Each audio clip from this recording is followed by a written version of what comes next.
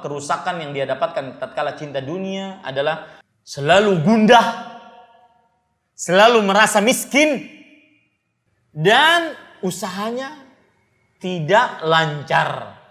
Yang di dalam otaknya cuma ada dunia, dunia dan dunia, selalu gundah, selalu merasa miskin, dan usahanya tidak becus. Itu pasti. Lihat para ikhwan yang dirahmati oleh Allah Subhanahu wa taala, dalam hadis yang diriwayatkan oleh Imam Tirmidzi, Nabi Muhammad sallallahu alaihi wasallam bersabda, "Man asbaha dunya akbar hammih." Siapa yang menjadikan dunia tekadnya yang paling besar, maka Allah Subhanahu wa taala akan menghancurkan usahanya dan menjadikan kefakirannya di depan kedua matanya. Selalu seperti itu. Dan tidak didatangkan dunia kepadanya kecuali yang sudah ditakdirkan untuknya.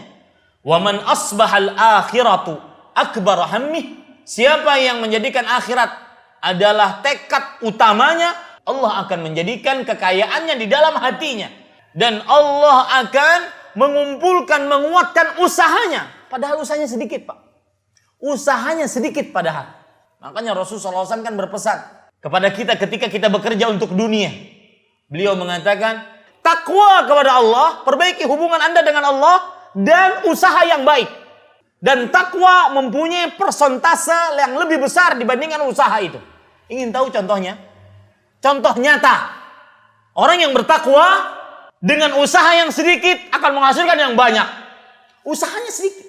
Bahkan mungkin secara kasat mata, secara ilmu perdagangan tidak mendatangkan apa-apa. Lihat Maryam alaihissalam.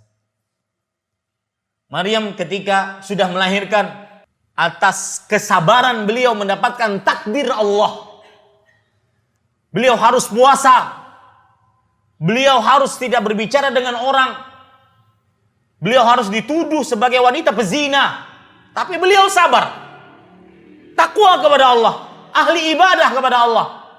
Tatkala sudah melahirkan, diusir dari kampungnya, kemudian membawa bayinya. Orang yang baru melahirkan itu lemah. Lemah selemah-lemahnya.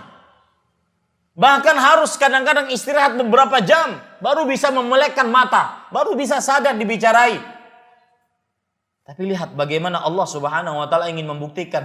Dengan takwa maka akan menghasilkan hal yang luar biasa. Surat Maryam, surat ke-19 ayat 25. Allah Subhanahu wa ta'ala berfirman, wanita yang lemah tersebut, yang baru melahirkan tersebut, disuruh oleh Allah Subhanahu wa ta'ala, goyangkan pokok pohon kurma. Di akar digoyang. Enggak akan bisa. Tergoyang pun enggak. Bidhid'in nakhlah. Tetapi akan turun, jatuh buah-buahan kurma yang masak. Begitu ketika ketakwaan dibarengi dengan usaha. Porsi takwa lebih besar dibandingkan usaha akan mendatangkan hasil yang besar. Dan kenapa turun rutab? Dijelaskan di dalam tafsir Imam Ibnu Katsir rahimahullahu ta'ala. Makanan yang paling bermanfaat untuk wanita yang menyusui. Lihat, subhanallah. Ini pelajaran menarik para ikhwah. Orang yang usaha dibarengi dengan takwa. Takwa porsinya lebih besar dibandingkan usahanya. Dia akan diberikan oleh Allah rezeki yang memang cocok untuk dia.